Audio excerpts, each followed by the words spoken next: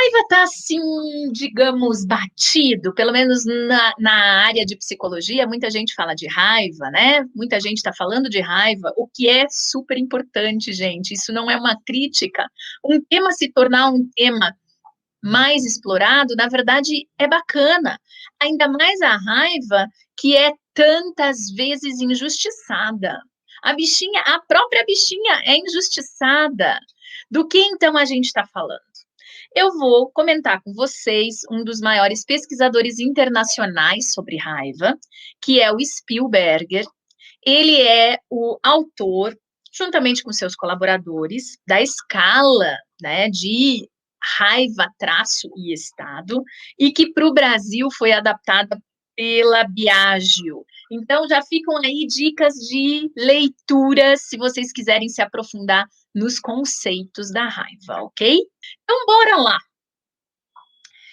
É um estado emocional que abrange sentimentos que variam desde estar aborrecido levemente até fúria e cólera intensas. Lembrando que a literatura também vai dizer que a raiva é uma emoção básica, ou seja, as emoções básicas são aquelas emoções inatas que todos nós temos. Então, isso significa dizer que se vocês já encontraram alguém que diz que nunca sentiu ou não sente raiva, ou então alguém que sente raiva o tempo todo, isso está nos dizendo alguma coisa. Outra coisa bem interessante é que muitas vezes nós confundimos raiva com agressividade.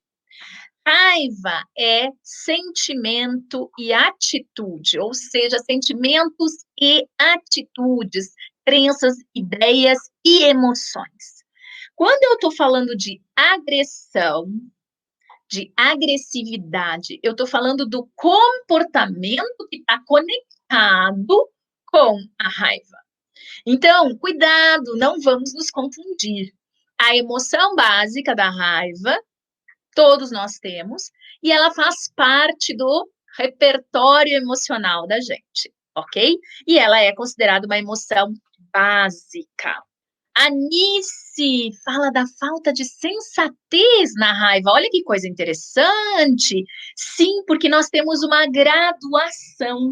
Nós temos uma graduação de raiva. Nem toda a raiva que a gente sente é aquela explosão de raiva. Existe um espectro, como eu comentei com vocês, que está na definição do Spielberger. Tá? Então, não vamos nos confundir e pensar que raiva é sempre necessariamente uma explosão, necessariamente, mas a raiva está conectada com, como a gente explica para as crianças, a raiva, ela em geral inunda, né? Ela em geral, quando ela nos visita, ela toma conta do ambiente. Mas lembrem-se que a raiva, ela é a versão, né, básica, básica em termos de emoção, né? E ela tem o aborrecimento na sua versão mais leve e a ira, ou também cólera, na sua versão mais intensa.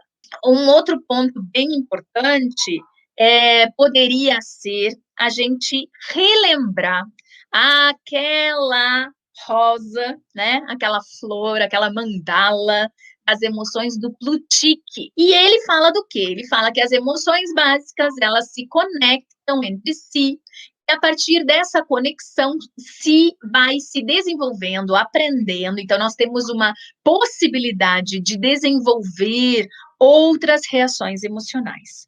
E eu preciso dizer para vocês o que ele encontrou nos estudos dele.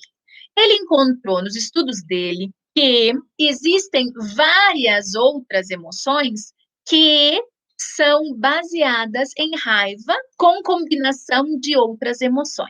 Ou seja, são a soma de raiva com alguma outra emoção, que pode ser primária, secundária ou terciária. Eu não vou me deter muito nisso, mas, gente, vale muito a pena vocês se deterem. Então, por exemplo, está conectado à hostilidade, que nós, na nossa cultura, normalmente chamamos de agressividade, tá?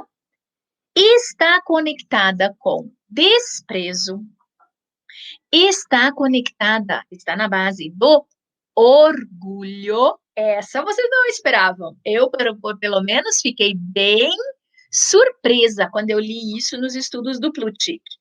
E está conectado com vergonha, lembra nojo e vergonha?